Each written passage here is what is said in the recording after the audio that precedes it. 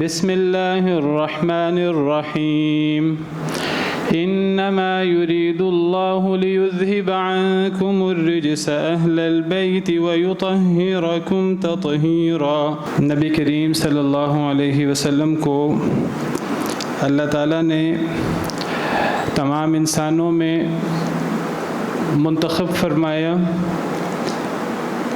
نبی بنایا، رسول بنایا، بلکہ تمام نبیوں اور رسولوں کا سردار بنایا۔ اور پھر نبی کریم صلی اللہ علیہ وسلم کے صحابہ کرام کو اللہ تعالیٰ نے نبی کریم صلی اللہ علیہ وسلم کی صحبت کے لیے، آپ کی خدمت کے لیے اللہ تعالیٰ نے منتخب فرمایا۔ یہ کوئی اتفاق نہیں ہے، پچھلا خطبہ جمعہ کا اسی موضوع پر ہی عرض کیا تھا کہ کوئی اتفاق نہیں تھا کہ نبی کریم صلی اللہ علیہ وسلم کے دور میں سیدنا ابو بکر، سیدنا عمر، سیدنا عثمان، سیدنا علی، دیگر صحابہ و صحابیات رضوان اللہ علیہم اجمعین پیدا ہو گئے۔ یہ اللہ رب العالمین کی طرف سے باقاعدہ ایک انتخاب تھا اور اللہ رب العالمین کی حکمت بالغہ تھی۔ جیسے سیدنا ابن مسعود رضی اللہ تعالی عنہ کا قول آپ کے سامنے ذکر فرمایا تھا کہ اللہ تعالیٰ نے تمام لوگوں کے دلوں میں جھانکا تو اللہ تعالیٰ نے نبی کریم صلی اللہ علیہ وسلم کے قلب اطہر کو تمام دلوں سے زیادہ پاک اور افضل پایا، تو اللہ تعالیٰ نے نبی کریم صلی اللہ علیہ وسلم کو اپنی رسالت کے لیے منتخب فرما لیا۔ پھر اللہ تعالیٰ نے تمام لوگوں کے دلوں میں جھانکا تو نبی کریم صلی اللہ علیہ وسلم کے صحابہ کے دلوں کو سب سے بہتر دل پایا، تو اللہ تعالیٰ نے انہیں نبی کریم صلی اللہ علیہ وسلم کی صحبت کے لیے منتخب فرما لیا۔ تو یہ اللہ تعالیٰ کی طرف سے ایک اختیار ہے، اللہ کی طرف سے ایک اعزاز ہے جو اللہ نے دیا ہے صحابہ کرام رضوان اللہ علیہم اجمعین کو۔ اور صحابہ سے مراد میں نے عرض کیا تھا کہ صحابہ سے مراد وہ لوگ ہیں جنہوں نے ایمان کی حالت میں نبی کریم صلی اللہ علیہ وسلم کو دیکھا اور پھر اسی ایمان پر ہی ان کی وفات ہوئی، خواہ انہوں نے آپ کو دیکھا ہو، خواہ وہ نابینا ہوں، وہ نہ دیکھ سکے ہوں، لیکن انہوں نے آپ کی صحبت اختیار کی ہو، آپ کے ساتھ رہے ہوں، انہیں آپ کی رفاقت کا شرف حاصل ہوا ہو۔ تو یہ فضیلت جس طرح صحابہ کرام رضوان اللہ علیہم اجمعین کو حاصل ہے، اسی طرح یہ فضیلت بدرجہ اتم ایک درجہ زیادہ اہل بیت رضوان اللہ علیہم اجمعین کو حاصل ہے۔ یعنی جو نبی کریم صلی اللہ علیہ وسلم کے رشتہ دار ہیں، آپ کے گھر والے، جن کو قرآن نبی کریم صلی اللہ علیہ وسلم خود انہیں اہل بیت کہتے ہیں، گھر والے، نبی کریم صلی اللہ علیہ وسلم کے گھر والے، تو سارے فضائل صحابہ کرام رضوان اللہ علیہم اجمعین کے ان پر فٹ آتے ہیں، کیونکہ ایمان کی حالت میں وہ نبی کریم صلی اللہ علیہ وسلم کے ساتھ رہے، ایک دفعہ نہیں دیکھا، بار بار دیکھا، وہ تو آپ کے رشتہ دار ہیں، آپ کے ساتھ ان کا اٹھنا بیٹھنا بہت زیادہ، اور پھر ایمان کی حالت میں، تقوی کی حالت میں زندگی گزاری نبی کریم صلی اللہ علیہ وسلم کی سنت کے مطابق، اور اسی پر ہی اپنی جان آفرین کے سپرد کر دی۔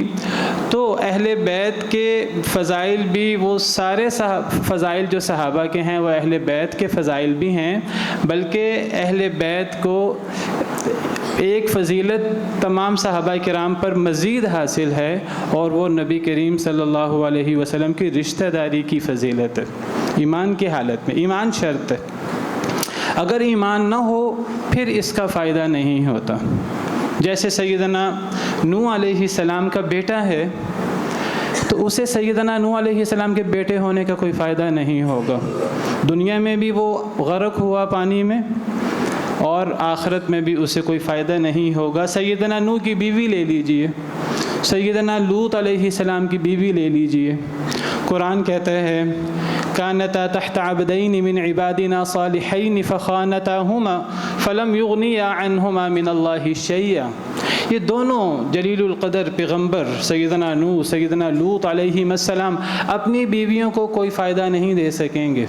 وقیل ادخلوا النار مع الداخلین، اور دونوں سے کہا جائے گا کہ جہنم میں داخل ہو جاؤ داخل ہونے والوں کے ساتھ. سیدنا نوح علیہ السلام نے تو اللہ تعالیٰ سے دعا کی کہ اے اللہ تعالیٰ آپ نے مجھ سے وعدہ کیا تھا کہ میرے گھر والوں کو کشتی میں سوار کرائیں گے، اور وہ میرے گھر والے وہ ہمارے ساتھ کشتی میں سوار ہوں گے. آپ کے وعدے سچے ہیں، آپ بہتر فیصلہ کرنے والے ہیں. تو اللہ رب العالمین کی طرف سے تنبیہ آ گئی، ڈانٹ آ گئی. قال یا نوح انہ لیس من اہلک، اے نوح وہ آپ کے اہل سے نہیں تھا، میرا وعدہ آپ کے اہل بیت کے بارے میں تھا. آپ کا بیٹا آپ کے اہل بیت سے نکل چکا تھا کیونکہ وہ ایمان ہی نہیں لایا آپ پر. انہ عمل غیر صالح، اس کے عمل نیک نہیں تھے. فلا تسألنی ما لیس لک بہ علم، آئندہ جس کا علم نہ ہو اس کا مجھ سے سوال بھی نہ کرنا. انی اعظک ان تکون من الجاہلین، میں آپ کو نصیحت کرتا ہوں کہ آپ جاہلوں میں سے نہ ہو جائیں. تو اللہ کی طرف سے تنبیہ آئی جب سیدنا نوح علیہ السلام نے بیٹے کے بارے میں جب دیکھا کہ وہ غرق ہو گیا ہے تو اللہ سے دعا کی. سیدنا ابراہیم علیہ السلام کا باپ ان کا باپ ہے، لیکن سیدنا ابراہیم علیہ السلام انہیں کوئی فائدہ نہیں دے سکے، نہ دنیا میں اور نہ آخرت میں دے سکیں گے. اور صحیح احادیث مبارکہ کے مطابق اسے جہنم میں پھینک دیا جائے گا اوندھے منہ. اور سیدنا ابراہیم علیہ السلام نے اللہ سے دعا کی تھی اے اللہ مجھے قیامت کے دن عزت دینا. تو اللہ تعالیٰ سیدنا ابراہیم علیہ السلام کو عزت ایسے دیں گے کہ باپ کو انسانی شکل میں نہیں ایک گندے کیڑے کی شکل میں بنا کر اوندے منہ جہنم میں پھینک دیا جائے گا. احادیث مبارکہ سے ثابت ہے، صحیح احادیث مبارکہ سے. تو ابو لہب ابو طالب وہ اہل بیت میں سے نہیں ہیں. جو اہل بیت میں سے ہیں ان کے وہ سارے فضائل ہیں جو صحابہ کرام رضوان اللہ علیہم اجمعین کے ہیں، جن میں اکثر بات ہوتی رہتی ہے. اور ان کو ایک درجہ مزید فضیلت حاصل ہے عمومی، وہ نبی کریم صلی اللہ علیہ وسلم کی رشتہ داری کی فضیلت ہے. دیکھیے اللہ تعالیٰ نے انبیاء کرام علیہم السلام کے ساتھ ایک تبرک رکھا ہے. یہ تبرک صرف انبیاء کرام علیہم السلام کے ساتھ خاص ہوتا ہے. یہ نبیوں کے بعد افضل سے افضل امتی کو بھی یہ تبرک کا مطلب برکت لینا، یہ سیدنا ابوبکر سیدنا عمر سیدنا عثمان سیدنا علی رضی اللہ عنہم وارضاہم اجمعین دیگر صحابہ کرام کو بھی یہ تبرک حاصل نہیں ہے. کبھی صحابہ کرام نے تابعین نے کسی صحابی کا تبرک نہیں لیا، لیکن نبی کریم صلی اللہ علیہ وسلم کا تبرک لینا، نبی کریم صلی اللہ علیہ وسلم ہوں یا دیگر انبیاء کرام علیہم السلام ہوں، ان کا تبرک لینا قرآن سے بھی ثابت ہے، احادیث مبارکہ سے بھی ثابت ہے. قرآن کریم میں دیکھیے کہ وہ تابوت سکینہ جس میں سیدنا موسیٰ اور سیدنا ہارون علیہم السلام کے بقیہ چیزیں موجود تھیں، تو اس تابوت کے ساتھ تبرک لیا جاتا تھا. صرف ان کی زندگی میں نہیں، ان کے بعد بھی. بلکہ سیدنا طالوت جن کو اللہ کے حکم سے بادشاہ بنایا گیا بنی اسرائیل کے مطالبے پر، تو سورہ بقرہ میں دوسرے پارہ میں اللہ تعالیٰ نے سیدنا طالوت کی بادشاہت کی نشانی کیا بیان کی نبی کے زبانی. وقال لهم نبيهم ان آیة ملکه ان یأتیکم التابوت فیہ سکینۃ من ربکم وبقیۃ مما ترک آل موسیٰ وآل ہارون تحملہ الملائکہ.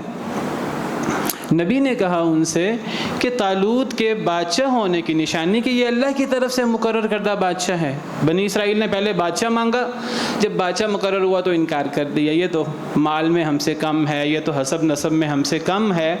تو پھر نبی نے نشانی بیان کی اللہ کی طرف سے یہ بادشاہ مقرر ہیں، اور ان کی نشانی کیا ہے؟ سیدنا موسیٰ سیدنا ہارون کا تابوت واپس آ جائے گا. اور وہ واپس آیا اور اس کا تبرک وہ لیتے تھے، ان کو فتح ہو جایا کرتی تھی.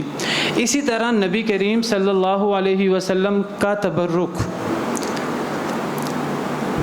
آپ کے ساتھ کوئی مس ہو جائے، ایک بہت بڑی فضیلت ہے.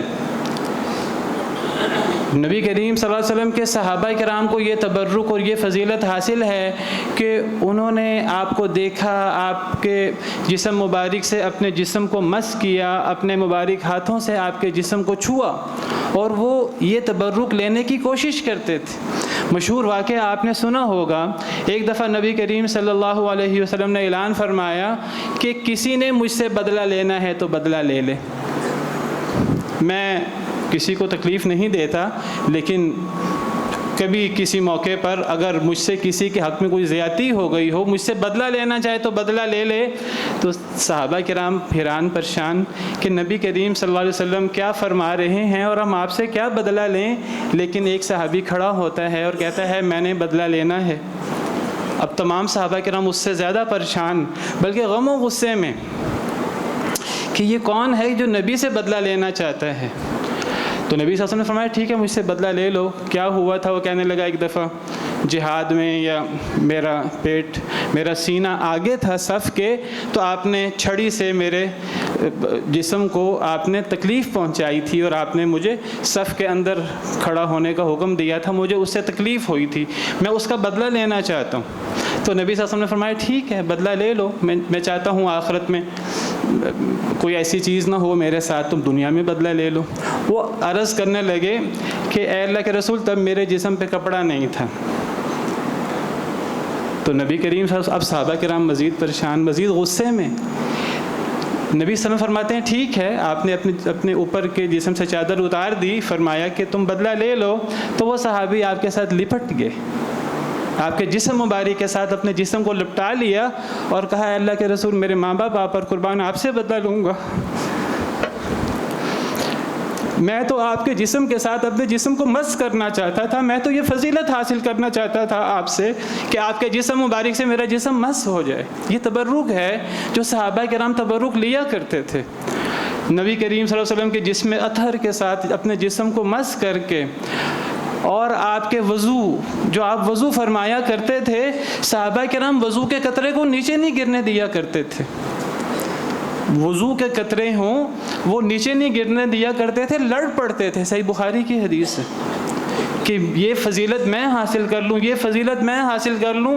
مبارک ناک سے نکلی ہوئی ریشہ جو ہے اس کو زمین پہ نہیں گرنے دیا کرتے تھے، مبارک تھوک کو زمین پہ نہیں گرنے دیا کرتے تھے، اپنے ہاتھوں پہ لے کر اپنے جسموں پر مل لیا کرتے تھے۔ تبرک نبی کریم صلی اللہ علیہ وسلم کا، آپ خود صحابہ کرام کو یہ سکھاتے تھے کہ میرا تبرک ہے، میرا تبرک لیا کرو۔ ایک موقع پر صحیح احادیث مبارکہ ذکر کر رہا ہوں آپ کے سامنے، ایک موقع پر نبی کریم صلی اللہ علیہ وسلم نے اپنا سر منڈوایا، اپنے بال کٹوائے اور اپنے بال صحابہ کرام میں تقسیم فرما دیے۔ فرمایا میرے یہ بال فلاں میرے صحابی کو دے دو، یہ بال فلاں میرے صحابی کو دے دو۔ صحابہ کرام ان بالوں کو محفوظ رکھتے تھے، آپ کی زندگی میں بھی اور آپ کی زندگی کے بعد بھی، اور صحابہ کرام یعنی ان سے تبرک لیتے تھے، ان کو یعنی باقاعدہ پانی میں ڈال کر اس پانی کو پیا کرتے تھے، اور وہ سمجھتے تھے کہ اس سے ہمیں برکت اور سعادت بھی حاصل ہوگی، شفا بھی حاصل ہوگی، دلوں کی بھی جسمانی شفا بھی حاصل ہوگی۔ اور وہ صحابہ کرام تبرک لیتے تھے۔ وہ کپڑا جو نبی کریم صلی اللہ علیہ وسلم کے جسم اطہر سے مس ہو گیا، صحابہ کرام اس کپڑے کے ساتھ تبرک لیا کرتے تھے، اس کپڑے کو محفوظ کر لیتے تھے۔ اور آپ نے خود یہ بات سکھائی، کیسے؟ نبی کریم صلی اللہ علیہ وسلم اپنے صحابہ کرام کی دلجوئی فرمایا کرتے تھے، بڑا دھیان رکھا کرتے تھے۔ صحابہ کرام آپ سے محبت کرتے، آپ صحابہ کرام سے محبت کرتے۔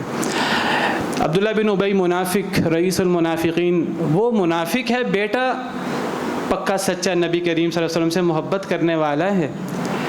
عبداللہ بن ابی نے اپنی زندگی میں جو بھی کیا وہ کیا، اور جب وہ فوت ہو گیا، عبداللہ بن ابی ان کا نام ہے بیٹے کا، جو آپ کے جانثار ہیں، یہ وہی عبداللہ بن ابی ہیں کہ جب عبداللہ بن ابی خبیث نے کہا تھا کہ اب ہم مدینہ جائیں گے تو مدینہ میں جو عزت والا ہے وہ ذلیل کو نکال دے گا، اس کی غلط مراد تھی، تو حضرت عبداللہ بن ابی جب واپس پہنچے، یہ مدینہ میں ایک جہاد کے موقع پر یہ بات ہوئی تھی، جب واپس پہنچے تو وہ مدینہ کی سرحد پہ کھڑے ہو گئے اور اپنے باپ کے خلاف تلوار نکال لی اور کہا کہ آپ ذلیل ہیں، ذلت والے ہیں، نبی کریم صلی اللہ علیہ وسلم اور صحابہ کرام عزت والے ہیں، آج نبی اور صحابہ مدینہ میں داخل ہوں گے، آپ داخل نہیں ہو سکتے جب تک نبی صلی اللہ علیہ وسلم کی اجازت نہ ہو۔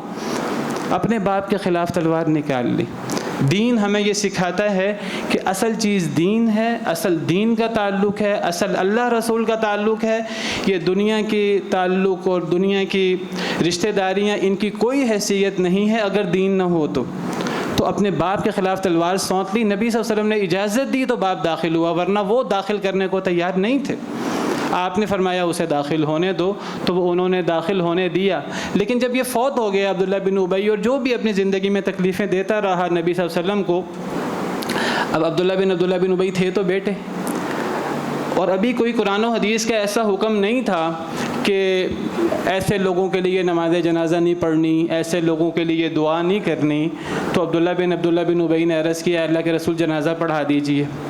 آپ جنازہ پڑھانے کو تیار ہو گئے۔ سیدنا عمر کہنے لگے اللہ کے رسول آپ کو پتہ ہے یہ پوری زندگی کیا کرتا رہا آپ کے ساتھ؟ آپ نے فرمایا مجھے سارا پتہ ہے، لیکن مجھے اللہ نے اس سے منع نہیں کیا۔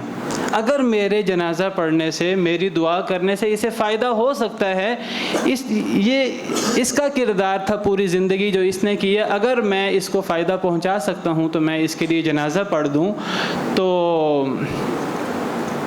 قرآن کریم میں حکم اتر آیا کہ 70 دفعہ بھی اگر آپ ان کے لیے استغفار کریں تو استغفار اللہ معاف نہیں کریں گے۔ آپ نے فرمایا میں 70 دفعہ سے زیادہ استغفار کر لوں گا، اللہ نے مجھے منع نہیں کیا۔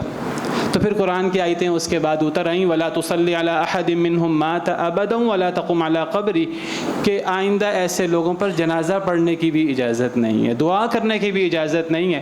تو آئندہ نبی کریم صلی اللہ علیہ وسلم منع ہو گئے، لیکن آپ نے جنازہ پڑھا تھا عبداللہ بن ابی کا ایک مرتبہ۔ حضرت عمر کے روکنے کے باوجود، حضرت عمر میں غیرت موجود تھی لیکن نبی صلی اللہ علیہ وسلم کا فیصلہ تھا۔ پھر عبداللہ بن ابی کہنے لگے کہ اللہ کے رسول میرے باپ کو دفن کرنا ہے، اگر آپ اپنا کپڑا عنایت فرمائیے، آپ کا کپڑا جو ہے وہ قبر میں اس کے ساتھ چلا جائے، اگر اسے کوئی فائدہ ہو سکتا ہے تو ہو جائے۔ آپ نے اپنا کپڑا عنایت کر دیا، تبرک ہے یہ، صرف نبی کا تبرک ہوتا ہے، کسی امتی کا تبرک نہیں ہو سکتا۔ آپ نے کپڑا عنایت فرمایا، وہ الگ بات ہے اسے فائدہ ہوا کہ نہیں ہوا۔ آپ نے اپنے صحابی کو مطمئن کرنے کے لیے، صحابہ کرام رضوان اللہ علیہم اجمعین آپ کے جسم سے لگنے والی ہر چیز کو متبرک باعث فضیلت سمجھتے تھے۔ سیدہ اسماء بنت ابی بکر، حضرت عائشہ کی بہن، حضرت ابوبکر کی بیٹی، ان کے پاس ایک کپڑا تھا، صحیح بخاری کی شاید حدیث ہے، ایک کپڑا تھا نبی کریم صلی اللہ علیہ وسلم کا، آپ کا لباس تھا جو حضرت عائشہ کے پاس محفوظ تھا، اور حضرت عائشہ جب فوت ہو گئیں تو حضرت اسماء کے پاس آ گیا، اور حضرت اسماء اس کو محفوظ کر کے رکھتی تھیں اور تبرک کے طور پر اس کو استعمال کرتی تھیں۔ صحابہ کرام استعمال کرتے تھے شفا کے لیے اور ان چیزوں کے لیے۔ نبی کریم صلی اللہ علیہ وسلم کا پسینہ مبارک سیدہ ام سلیم نے محفوظ کر رکھا تھا ایک شیشی میں، آپ کی محرم تھیں، آپ کبھی کبھی ان کے گھر جا کر آرام فرمایا کرتے، جسم مبارک پر پسینہ موتیوں کی طرح آ جاتا تو وہ شیشے کی بوتل میں، چھوٹی بوتل میں محفوظ کر لیتی تبرک لینے کے لیے، جس کی خوشبو مشک کی خوشبو سے بھی زیادہ ہوتی تھی، اور وہ اس سے خوشبو بھی سونگا کرتے تھے اور وہ اس سے تبرک بھی لیا کرتے تھے۔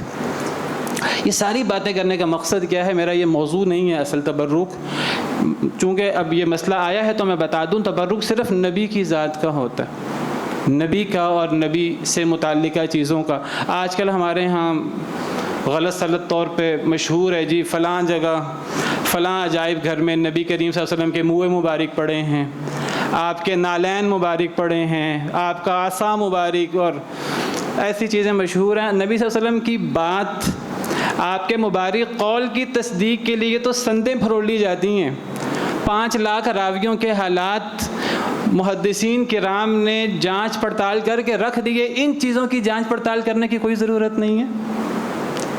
جس چیز کی جتنی اہمیت ہے اس کی جانچ پڑتال کی، تحقیق کی اتنی زیادہ اہمیت ہے۔ پہلے ثابت تو کرو یہ نبی کریم صلی اللہ علیہ وسلم کا ہے کہ نہیں۔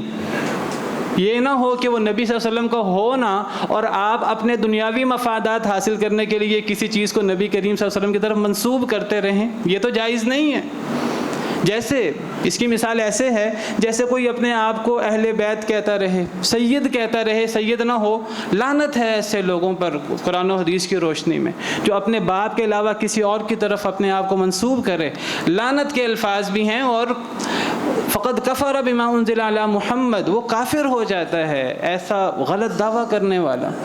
تو جب دنیاوی مفادات حاصل کرنے کے لیے لوگ اتنی پستی میں اتر آتے ہیں, تو اگر اس طرح کچھ لوگ دنیاوی مفادات حاصل کرنے کے لیے کچھ چیزوں کو نبی کریم صلی اللہ علیہ وسلم کی طرف منسوب کر دیں, دلیل کوئی نہ ہو, تو اس چیز کی فضیلت نہیں ہوتی. فضیلت اس چیز کی ہوتی ہے کہ جس کی نسبت نبی کریم صلی اللہ علیہ وسلم تک ثابت ہو جائے. ہاں, پھر اس کی فضیلت ہے, اس کا تبرک ہے.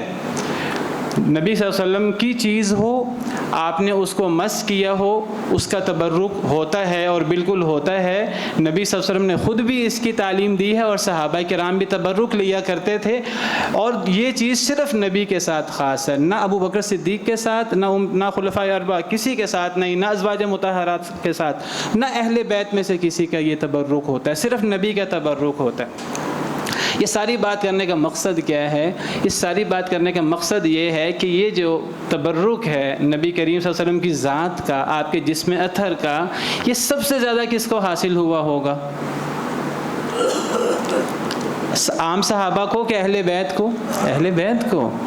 جو اہل بیت میں سے وہ جو نبی کریم صلی اللہ علیہ وسلم کے جسم کا ٹکڑا ہیں, آپ سے ان کی پیدائش ہوئی ہے, آپ کی بیٹی, آپ کے نواسے, آپ کی اور بیٹیاں, آپ کے بیٹے جو آپ کی حیات طیبہ میں فوت ہو گئے, ان کی اس سے زیادہ کیا فضیلت ہو سکتی ہے کہ وہ نبی کریم صلی اللہ علیہ وسلم کے جگر گوشہ ہیں, آپ کے جسم اطہر کا وہ حصہ ہیں. اس سے بڑی کیا فضیلت ان کی ہو سکتی؟ کوئی فضیلت نہیں ہو سکتی.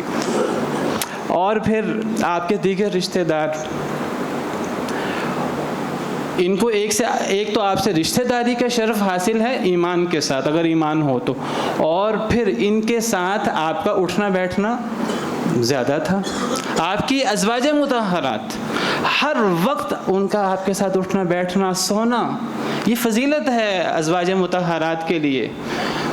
نبی کریم صلی اللہ علیہ وسلم کی خدمت کرنا, آپ کو کھانا دینا, آپ کو پانی دینا, اور باقی خدمتیں, تو یہ ساری فضیلتیں اہل بیت کو حاصل ہیں. اور اہل بیت سیدھی سی بات ہے ان معاملات میں عام صحابہ کرام سے بڑھ جاتے ہیں. تو یہ فضیلت تو اہل بیت کو حاصل ہے ہی ہے. تمام فضائل جو صحابہ کے ہیں وہ اہل بیت کو حاصل ہیں, اور یہ فضیلت مزید جس کو جتنی دفعہ یہ سعادت زیادہ حاصل ہوئی اس کی فضیلت وہ اتنی زیادہ ہے. تو اہل بیت کو تمام صحابہ کے فضائل حاصل ہیں, اور یہ فضیلت زائد حاصل ہے. اور قرآن کریم میں ایک ایسی آیت بھی ہے کہ جس سے اہل بیت کی فضیلت اور بھی بڑھ جاتی ہے. سورہ طور میں اللہ تعالیٰ فرماتے ہیں والذین آمنوا واتبعتهم ذریتهم بإیمان الحقنا بهم ذریتهم وما ألتناهم من عملهم من شیء, کہ جو لوگ ایمان لائے اور پھر ان کی اولاد نے بھی ایمان میں ان کی پیروی کی. ایمان ضروری ہے. جو لوگ بھی ایمان لائے ان کی اولاد نے بھی ایمان میں ان کی پیروی کی, الحقنا بہم ذریتہم, ہم ان کی اولاد کو ان کے ساتھ ملا دیں گے قیامت کے دن, یعنی وما التناہم من عملہم من شیء, اور ہم ان کے عمل میں کوئی کمی نہیں کریں گے. اگر اس آیت کریمہ میں غور کیا جائے, اس میں تدبر کیا جائے, اس کی تفسیر میں اترا جائے, تو اس سے اہل بیت کی بہت بڑی فضیلت حاصل ہوتی, ان کو ایک بہت بڑی فضیلت حاصل ہوتی ہے اس آیت کریمہ کی روشنی میں. یہ آیت کریمہ کیا کہتی ہے؟ اس آیت کریمہ کا مفہوم یہ ہے کہ اگر کسی شخص کے ماں باپ بہت نیک ہیں, بہت اللہ والے ہیں, آپ کو پتہ ہے اللہ کی جنت کے درجے ہیں. کتنے درجے ہیں؟ 100 درجے جنت کے. جنت کے 100 درجے ہیں. ہر ایک دوسرے درجے میں, ہر اوپر والے درجے میں نیچے والے درجے سے اتنا زیادہ تفاوت ہے جتنا زمین و آسمان کا فاصلہ ہے. یعنی دوسرے درجے والوں کو پہلے درجے والے جنت والے اس طرح دیکھیں گے جیسے کوئی زمین پہ رہتے رہتے چاند کو دیکھے. اتنا بڑا فضیلت ہے. اگر اوپر کے درجے والے کو نیچے کے درجے والوں سے، اور 100 درجے ہیں جنت کے، اور ان میں سب سے افضل درجہ جس کی چھت اللہ کا عرش ہے، جس میں اللہ کے نبی اور اللہ کے خاص لوگ ہوں گے. اللہ کو پتہ ہے کہ جنت الفردوس جس کو ہم کہتے ہیں، جس کی چھت اللہ کا عرش ہے. اب قیامت کے دن ایمان والے اپنے اپنے اعمال اور اللہ کی رحمت کے مطابق وہ جنت کے مختلف درجوں میں ہوں گے. اللہ فرماتے ہیں کہ وہ ایمان والے جو جنت میں کسی درجے میں ہوں، اگر ان کی اولاد بھی ایمان کے ساتھ ان کی پیروی کرتی ہے تو قیامت کے دن ہم ماں باپ اور اولاد کو ملا دیں گے، ایک درجے میں کر دیں گے، اور کسی کے عمل میں کمی نہیں کریں گے. کیا مطلب؟ یعنی اگر ماں باپ کا درجہ 70واں ہے بالفرض، اولاد کا درجہ بالفرض وہ بھی جنتی ہیں 30واں درجہ ہے، اللہ اولاد کے 40 درجے بڑھا کر انہیں بھی ماں باپ کے ساتھ 70ویں درجے میں کر دیں گے اگر دونوں مومن ہیں. تو یہ نہیں کریں گے کہ ماں باپ کو اولاد والے درجے میں لے آئیں گے، اولاد کو ماں باپ والے درجے میں لے جائیں گے. کسی کا عمل کم نہیں کرنا، بڑھا دینا ہے. اور اگر معاملہ الٹ ہوا، بعض دفعہ اولادیں ماں باپ سے آگے بڑھ جاتی ہیں، ماں باپ تربیت کرتے ہیں اولاد کی اور اولادیں ماں باپ سے آگے بڑھ جاتی ہیں. اگر اولاد کا درجہ ماں باپ سے بڑھ گیا، اگر اولاد کا درجہ 70واں ہوا اور ماں باپ کا درجہ 30واں ہوا، تو وہاں بھی اللہ اولاد اور ماں باپ کو ملا دیں گے، عمل میں کمی نہیں کریں گے. 30ویں درجے میں نہیں ملائیں گے، 70ویں درجے میں ملا دیں گے. مثال کے طور پر بات کی ہے. اگر اس آیت کریمہ سورۃ طور کی آیت کریمہ ہے، قرآن کی آیت ہے، اگر اس کو مد نظر رکھیں تو بتائیے اہل بیت کہاں ہوں گے قیامت کے دن؟ نبی کریم صلی اللہ علیہ وسلم کے ساتھ. اس سے بڑی کیا فضیلت ہو سکتی ہے؟ ایمان شرط ہے. تو بہرحال یہ ایک اعتراض کیا جاتا ہے. میں نے صرف چاہا کہ میں یہ اعتراض جو اہل سنت پہ کیا جاتا ہے شیعہ حضرات کی طرف سے، یہ صحابہ کے رٹ لگاتے ہیں، یہ اہل بیت کی بات نہیں کرتے. اہل سنت جب صحابہ کی بات کرتے ہیں اس میں اہل بیت آٹومیٹک آ جاتے ہیں، اور اہل بیت کے جو الگ سے فضائل ہیں وہ اہل سنت بیان بھی کرتے ہیں، تسلیم بھی کرتے ہیں، اور کسی اہل بیت کے بارے میں کبھی کوئی منفی جملہ نہیں کہتے. یہ غلط الزام ہے جو اہل سنت پہ لگایا جاتا ہے. اہل سنت کو اصل میں ضرورت نہیں ہے الگ سے جو ہے وہ اہل بیت کی بات کی جائے، صحابہ کی بات کی جائے. اہل سنت تو فرق ہی نہیں کرتے، وہ سارے فضائل صحابہ کے جتنی فضیلت بیان کریں گے اہل بیت تو اس فضیلت سے ایک ہاتھ آگے ہی ہوں گے. ہاں ایک چیز ہے، اگر نبی کریم صلی اللہ علیہ وسلم علی الاطلاق کسی کو سب سے افضل قرار دے دیں وہاں نسخ و فوقیت ہوگی. اگر نبی کریم صلی اللہ علیہ وسلم سیدنا ابو بکر کے بارے میں کوئی ایسی بات فرما دیں کہ جو صرف ابو بکر کے بارے میں ہے، تو حضرت ابو بکر اس معاملے میں حضرت علی سے آگے بڑھ جائیں گے، حضرت حسین حضرت حسن سے آگے بڑھ جائیں گے. اگر حضرت عمر کے بارے میں نبی کریم صلی اللہ علیہ وسلم فرما دیں اگر میرے بعد نبی ہوتا تو عمر ہوتے، اب یہ خاصہ حضرت عمر کا ہے، اب یہ خاصہ سیدنا علی، سیدہ فاطمہ، سیدنا حسن، سیدنا حسین کو حاصل نہیں ہوگا. ٹھیک ہے ان کا درجہ، ان کو تمام صحابہ کے درجے حاصل ہیں، اور صحابہ کرام سے بڑھ کر یہ جو بعض فضائل میں نے ذکر کیے یہ حاصل ہیں، لیکن جو اب کوئی خاصہ نبی کریم صلی اللہ علیہ وسلم نے بیان کر دیا وہ پھر وہ اس صحابی کا خاص خاصہ ہے. اور ایسے خاصے سیدنا علی کو بھی حاصل ہیں، سیدہ فاطمہ کو بھی حاصل ہیں، سیدنا حسنین کریمین کو بھی، دیگر اہل بیت کو بھی، حضرت عباس کو بھی یہ ایسے بعض خاصے حاصل ہیں. تو جو جس کا خاص خصوصیت ہے وہ اس کی خاص خصوصیت ہے. صحابہ کرام رضوان اللہ علیہم اجمعین جب کبھی آپس میں یہ بات کرتے کہ نبی کریم صلی اللہ علیہ وسلم کے صحابہ میں سے سب سے افضل صحابی یا اہل بیت میں سے صحابہ میں سے سب سے افضل کون ہے، تو صحابہ کرام علی الاطلاق نبی کریم صلی اللہ علیہ وسلم، قرآن و کریم اور نبی صلی اللہ علیہ وسلم کی احادیث کی روشنی میں سیدنا ابو بکر کو سب سے افضل گردانہ کرتے تھے. اور یہ بات میں اپنی طرف سے نہیں کہہ رہا، یہ بات سیدنا علی رضی اللہ تعالی عنہ سے خود ثابت ہے صحیح بخاری کی حدیث میں. حضرت علی سے کسی نے پوچھا، بلکہ کسی نے کیا، ان کے بیٹے نے پوچھا محمد بن حنفیہ نے، کہ اے ابا جان سب سے افضل کون ہے آپ کی امت میں سے؟ ان کا خیال یہ تھا کہ حضرت علی اپنے آپ کو قرار دیں گے. انہوں نے فرمایا ابو بکر صدیق. انہوں نے پوچھا اس کے بعد کون ہے؟ سیدنا علی نے فرمایا عمر فاروق. جلدی سے کہنے لگے کہ پھر تو آپ ہی ہوں گے. فرمانے لگے میں تو مسلمانوں میں سے ایک مسلمان ہوں. تو یہ سیدنا علی رضی اللہ تعالی عنہ کا عقیدہ ہے، دیگر تمام صحابہ کرام کا عقیدہ ہے. سیدنا ابن عمر فرمایا کرتے تھے کہ ہم صحابہ کرام جب کبھی فضیلت کی بات کرتے علی الاطلاق تو ہم سیدنا ابو بکر رضی اللہ عنہ کو سب سے افضل، پھر حضرت عمر، پھر حضرت عثمان، پھر حضرت علی. باقی بعض صحابہ کرام کے ایسے مخصوص فضائل ہیں کہ جو ممکن ہے سیدنا ابو بکر صدیق کو بھی حاصل نہ ہو. حضرت بلال کی وہ فضیلت جو نبی صلی اللہ علیہ وسلم نے بیان کی کہ جنت میں آپ نے حضرت بلال کا گھر دیکھا، حضرت بلال کے قدموں کی چاپ آپ نے اپنے آگے آپ نے سنی، تو یہ ایسی خصوصیت ہے جو حضرت بلال کو حاصل ہے. حضرت ابو ہریرہ اور ان کی والدہ، آپ نے فرمایا جو مسلمان ان کے بارے میں سنے گا ان سے محبت کرے گا. اب یہ فضیلت حضرت ابو ہریرہ اور ان کی والدہ کو حاصل ہے. سیدنا علی رضی اللہ تعالیٰ عنہ کے بارے میں آپ نے فرمایا کہ حضرت علی سے مومن ہی محبت کرے گا اور منافق ہی بغض رکھے گا. یہ فضیلت حضرت علی کو بالخصوص حاصل ہے. اور یہ بات آپ نے انصار کے بارے میں بھی فرمائی. یہ ساری باتیں صحیح احادیث مبارکہ میں ثابت ہیں. آپ نے فرمایا انصار سے مومن محبت کریں گے، منافق بغض رکھیں گے. تو یہ کوئی اتنا مسئلہ نہیں ہے جس طرح اس مسئلے کو اچھالا گیا ہے، غلط طریقے سے ٹریٹ کیا گیا ہے، الزام لگائے گئے ہیں. ہاں یہ مسئلہ ان لوگوں کا ہے جو اہل بیت کی تو بات کرتے ہیں، صحابہ کرام کو گالیاں نکالتے ہیں. وہاں یہ مسئلہ ضرور پیدا ہوتا ہے جب وہ گالیاں نکالتے ہیں، برا بلا کہتے ہیں. اور یہ نہیں کہ چلو اگر ہم یہ بھی سمجھیں کہ ان کا مسئلہ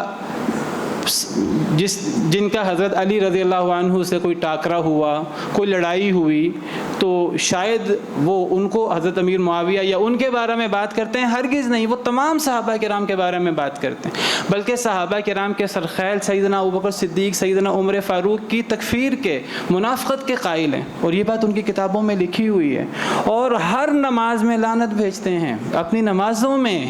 آپ حیران ہو گئے کیسی عبادت ہے کہ اس عبادت میں سیدنا ابوبکر، سیدنا عمر، حضرت عائشہ، حضرت حفصہ پر لعنت بھیجتے ہیں، تبرہ کرتے ہیں اپنی نمازوں کے اندر. امام ابن تیمیہ رحمہ اللہ فرماتے ہیں تم کسی یہودی سے پوچھو کہ تمہارے اے یہود تمہارے سب سے افضل لوگ کون ہیں، تو یہودی کہیں گے کہ وہ جو ہمارے نبی کے ساتھی تھے، حضرت موسیٰ کے ساتھی، وہ ہمارے نزدیک سب سے افضل ہیں، بعد والے ان کے بعد آئیں گے. وہ کہتے ہیں اگر تم عیسائیوں سے پوچھو کہ اے عیسائیوں تمہارے سب سے افضل لوگ کون ہیں، وہ کہیں گے حواری، حضرت عیسیٰ کے، جو حضرت عیسیٰ کے ساتھی تھے. اور امام ابن تیمیہ کہتے ہیں اگر شیعہ بدبختوں سے پوچھو تمہارے سب سے افضل نہیں سب سے بدتر لوگ کون ہیں، یہ کہیں گے ہمارے نبی کے صحابہ. نعوذ باللہ من ذالک، نعوذ باللہ من ذالک. قرآن و سنت کے یہ بات خلاف، عقل، صحیح عقل کے یہ بات خلاف. یہ صحابہ کرام پر الزام نہیں ہے، یہ نبی کریم صلی اللہ علیہ وسلم پر الزام ہے. علماء کہتے ہیں اصل میں یہ نبی صلی اللہ علیہ وسلم کو برا کہنا چاہتے تھے، برا کہنے کی جرت نہ کر سکے تو ابو بکر صدیق، عمر فاروق کو، صحابہ کرام کو برا بلا کہنا شروع ہو گئے. اور صحابہ کرام کو برا بلا کہنا علی الاطلاق، جی بس 2-3 صحابہ، ابو ذر اور فلاں 2-3 لوگ تھے بس، باقی سارے ہی نعوذ باللہ وہ دنیاوی مفادات کے لیے ساتھ ملے ہوئے تھے. پچھلے جمعے میں تفصیل سے بات کی تھی. قرآن میں کل پرسوں ایک کتاب پڑھ رہا تھا، 100 آیتیں قرآن کی صحابہ کرام کی فضیلت میں، 100 سے زیادہ آیتیں. کبھی ہم غور کر کے پڑھیں تو صحیح. اور وہ سارے فضائل اہل بیت کو حاصل ہیں، اور 1 گنا زیادہ درجہ حاصل ہے. جیسے میں نے عرض کیا کہ وہ صرف صحابی نہیں ہیں، وہ تو آپ کے رشتہ دار بھی ہیں، اور ان کے بارے میں الگ سے خاص نصوص بھی ہیں. مسئلہ یہ نہیں ہے، مسئلہ تب پیدا ہوتا ہے جب بعض کی تو فضیلت بیان کی جائے اور بعض کو گالم گلوچ کی جائے، تب مسئلہ پیدا ہوتا ہے، ورنہ کوئی مسئلہ نہیں ہے. اور محرم کے موقع پر ان چیزوں کو زیادہ اچھالا جاتا ہے. زیادہ تبرہ کیا جاتا ہے. مجلسیں منعقد کی جاتی ہیں اہل بیت کے ذکر کے نام پر، اور اہل بیت کے ذکر کی بجائے وہ صحابہ کرام کو متون کیا جاتا ہے، اور مخصوص چند لوگوں کو نہیں، سب صحابہ کرام کو. خود بھی رو رو کر غلط ضعیف موضوع چیزیں بیان کرتے ہیں، خود بھی دکھانے کے لیے روتے ہیں، لوگوں کو بھی رلاتے ہیں، اور غلط طور پہ ماتم کرتے ہیں.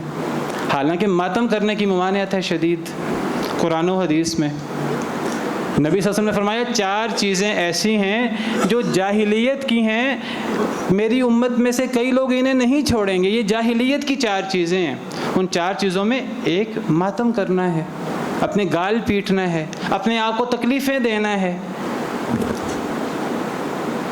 تو بہرحال یہ جو باور کرایا جاتا ہے کہ سنی حضرات یہ اہل بیت کو برا بلا کہتے ہیں، یہ ان کی توہین کرتے ہیں، یہ صرف صحابہ کرام کی بات کرتے ہیں، سنی حضرات فرق ہی نہیں کرتے. سارے فضائل صحابہ کے وہ اہل بیت کو حاصل ہیں، بلکہ اہل بیت کو ایک درجہ مزید حاصل ہے. باقی جو منصوص فضائل ہیں وہ منصوص فضائل ہیں جس کے جو فضائل ہیں. اور جو کچھ بیان کیا جاتا ہے اہل بیت کے نام پر، اہل بیت کا یہ عقیدہ بھی نہیں تھا. جیسے میں نے ابھی سیدنا علی رضی اللہ تعالی عنہ کے حوالے سے بیان کیا. سیدنا علی سیدنا ابوبکر میں اختلاف نہیں تھا، سیدنا علی سیدنا عمر فاروق میں اختلاف نہیں تھا، سیدنا علی سیدنا عثمان میں اختلاف نہیں تھا. یہ اس کو باور کراتے ہیں جیسے دشمن تھے، نعوذ باللہ من ذالک.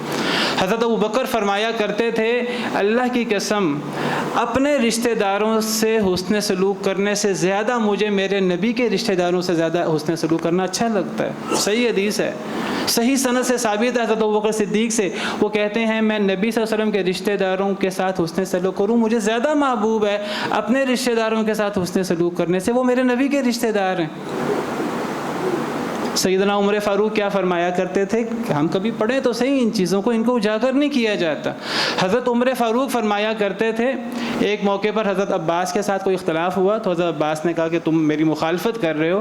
تو وہ کہنے لگے آپ دیدہ ہو کر حضرت عمر کہ اے عباس اللہ کی قسم آپ کا ایمان لانا مجھے میرے باپ کے ایمان، اگر میرا باپ ایمان لاتا مجھے آپ کا ایمان لانا زیادہ محبوب ہے. کیوں؟ کیونکہ آپ کے ایمان لانے سے نبی کو زیادہ خوشی ہوئی تھی. تو آپ کا ایمان لانا مجھے، اگر میرا باپ ایمان لاتا اس سے زیادہ مجھے محبوب ہے آپ کا ایمان لانا. اور حضرت علی وہ کیا مقام دیتے ہیں ابو بکر اور عمر کو، وہ میں آپ کو حدیث مبارکہ بیان کر چکا ہوں. اور ان میں آپس میں رشتہ داریاں، آپس میں تعلق. سیدنا علی رضی اللہ تعالیٰ عنہ کی سیرت پڑھیں، ان کے بچوں کے نام پڑھیں، آپ کو صحابہ کرام کے نام پر نام نظر آئیں گے. حضرت علی کے بیٹوں میں محمد نام ہے، ابو بکر نام ہے، عمر نام ہے. حضرت حسن کے بیٹوں میں ابو بکر عمر نام ہے، حضرت حسین کے بیٹوں میں ابو بکر عمر نام ہے. یہ آپس میں ایک دوسرے سے رشتہ داریاں بھی رکھتے تھے، ایک دوسرے سے محبت بھی کرتے تھے. کیوں نہ کرتے ہوں، قرآن گواہی دیتا ہے. پچھلے خطبے میں آیت کریمہ تلاوت کی تھی، محمد الرسول اللہ والذین معہ اشداء علی الکفار رحماء بینہم. کافروں پر سخت ہیں، آپس میں نرم دل ہیں، ایسے ہیں آپس میں. ایسے تھے صحابہ اور اہل بیت. یہ غلط کہانیاں بیان کر کر کے ہم جذبات کو ابھارا جاتا ہے، اور غلط طریقے سے جذبات کو ابھارا جاتا ہے. ان کو آپس میں دشمن دکھایا جاتا ہے. شیعہ حضرات وہ کہتے ہیں جماعت ایک فقہ ہے جس کو فقہ جعفریہ کہتے ہیں. وہ اپنے فقہ کو منسوب کرتے ہیں سیدنا جعفر بن محمد کے نام. حضرت جعفر صادق جن کو کہا جاتا ہے، حضرت جعفر صادق جو ہیں یہ ان کے والد ہیں محمد باقر. محمد باقر جو ہیں یہ بیٹے ہیں سیدنا زین العابدین کے. سیدنا زین العابدین نام ہے، یہ لقب ہے حضرت علی بن حسین کا، حضرت حسین کے بیٹے علی کا، جو کربلا کے موقع پر بچ گئے تھے، بیمار تھے، بچ گئے تھے، وہ شہید نہیں ان کو کیا انہوں نے.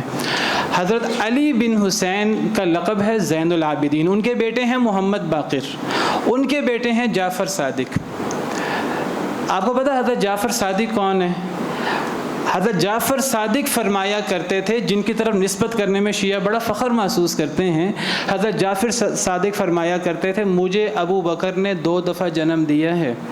ولدنی ابو بکر مرتین. اور کیوں فرمایا کرتے تھے یہ بات؟ اس لیے فرمایا کرتے تھے کہ حضرت جعفر کے والد ہیں محمد، جن کے والد زین العابدین ہیں. حضرت جعفر کی جو والدہ تھی ان کا نام ہے ام فروہ، حضرت محمد باقر کی بیٹی ام فروہ. اور ام فروہ یہ سیدنا ابوبکر کی 2 طریقوں سے پڑپوتی بنتی ہیں. ایک حضرت ابوبکر کے بیٹے محمد کی یہ پوتی لگتی ہیں، اور ایک حضرت ابوبکر کے بیٹے عبد الرحمن کی یہ پوتی لگتی ہیں. یہ حضرت ابوبکر کے 2 پوتے پوتیوں میں آپس میں شادی ہوئی اور اس کے نتیجے میں ام فروہ پیدا ہوئی. یہ 2 سند سے حضرت ابوبکر ام فروہ کے پردادا یا پڑنانا لگتے ہیں.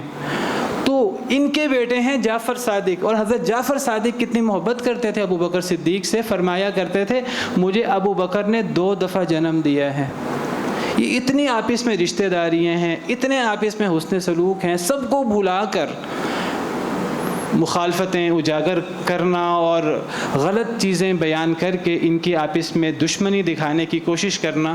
نبی کریم صلی اللہ علیہ وسلم کا ارشاد ہے، آپ نے فرمایا لا تصبوا اصحابی، میرے صحابہ کرام کو گالیاں نہ نکالو. جو میرے صحابہ کرام کو گالیاں نکالے اس پر اللہ کی، فرشتوں کی، سب لوگوں کی لعنت ہے. ولیعوذ باللہ. اللہ سے دعا ہے کہ اللہ تعالی ہمیں صحابہ کرام کا اور اہل بیت تمام کا مقام پہچاننے کی اور ان سے محبت کرنے کی توفیق عطا فرمائے. آج 9 محرم ہے، کل 10 محرم ہے، اور میں کئی دفعہ عرض کر چکا ہوں اپنے بعض خطبوں میں کہ محرم کا مہینہ ہو یا 10 محرم ہو، اصلاً یہ مسلمانوں کے نزدیک ایک خوشی کا مہینہ ہے. 10 محرم ایک خوشی کا دن ہے ہمارے لیے. ہمارا دین وہ ہے جو نبی کریم صلی اللہ علیہ وسلم کے ساتھ مکمل ہو گیا. بعد میں کیا خوشی آئی، کیا حادثے آئے، ہمیں اس خوشی پر خوشی ہے، ان حادثوں پر ہمیں تکلیف ہے، غم ہے، لیکن دین وہی ہے جو نبی کریم صلی اللہ علیہ وسلم چھوڑ گئے تھے، اپنے جانے کے ساتھ جو دے گئے تھے، وہی دین ہے. اس دین میں 10 محرم کو خوشی کے دن کے طور پر یاد رکھا گیا، کیونکہ 10 محرم کو اللہ تعالیٰ نے سیدنا موسیٰ علیہ السلام کو فرعون سے نجات دی تھی. یہود اس دن روزہ رکھتے تھے، نبی صلی اللہ علیہ وسلم بھی روزہ رکھتے تھے اور آپ صحابہ کرام کو بھی حکم دیتے تھے. آخری سال آپ نے فرمایا اگر میں آئندہ سال زندہ رہا تو میں آئندہ 10 کے ساتھ 9 کا بھی روزہ رکھوں گا، 9 کا روزہ رکھوں گا تاکہ یہودیوں سے یہاں بھی مخالفت ہو جائے، عبادت میں بھی ان سے مخالفت ہو جائے. حضرت موسیٰ کا ہم سے زیادہ تعلق ہے یہود کے بالمقابل، تو میں اگلے سال اگر زندہ رہا تو میں 9 کا روزہ رکھوں گا. یہی سیدنا ابن عباس جو اس حدیث کے راوی ہیں وہ فرمایا کرتے تھے کہ گویا کہ 10 کا اور 9 کا دونوں کا روزہ رکھنا چاہیے. بعض احادیث مبارکہ سے پتہ لگتا ہے کہ نبی صلی اللہ علیہ وسلم نے فرمایا کہ تم 10 محرم کے ساتھ ایک دن پہلے ملا لو یا ایک دن بعد میں ملا لو. تو 10 محرم کا روزہ رکھنا چاہیے.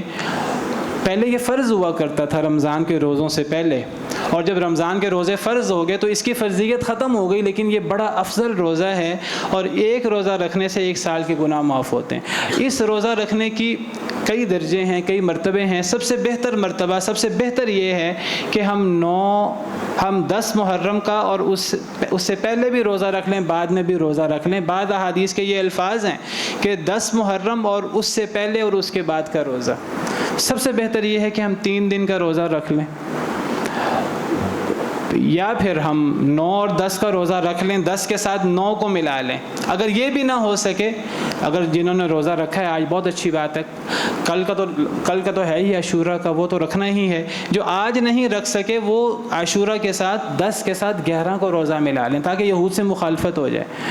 اور اگر کوئی بیمار ہے، کوئی ایسی مجبوری ہے وہ زیادہ روزے نہیں رکھ سکتا، تو صرف 10 کا روزہ رکھنا بھی جائز ہے. صرف وہاں مقصود یہود کی مخالفت ہے، کوئی مجبوری ہو تو 10 کا روزہ صرف رکھا جا سکتا ہے۔ سب سے بہتر یہ ہے کہ ہم 10 کے ساتھ 9 کا ملا لیں یا 11 کا ملا لیں، اور ویسے محرم کا مہینہ پورا مہینہ ہی افضل ہے، اس کو اللہ کا مہینہ قرار دیا گیا، شہر اللہ المحرم، اور اس پورے مہینے زیادہ سے زیادہ روزے رکھنے چاہیے۔ نبی کریم صلی اللہ علیہ وسلم کا ارشاد ہے صحیح حدیث میں، آپ نے فرمایا کہ فرضی روزوں کے بعد سب سے افضل روزہ وہ محرم کا روزہ ہے، مطلق طور پہ، کوئی منصوص روزہ نہیں۔ اب یوم عرفہ کے روزے کی فضیلت بہت زیادہ ہے، 2 سال کے گناہ، وہ ایک منصوص روزہ ہے۔ اگر بالعموم بات کی جائے تو بالعموم فرضی روزوں کے بعد سب سے افضل روزہ محرم میں روزہ ہو سکتا ہے۔ تو بہرحال ہمیں یہ 9، 10 کا یا 10، 11 کا روزہ تو ضرور رکھنا چاہیے، اور محرم میں مزید روزے بھی رکھنے کی کوشش کرنی چاہیے۔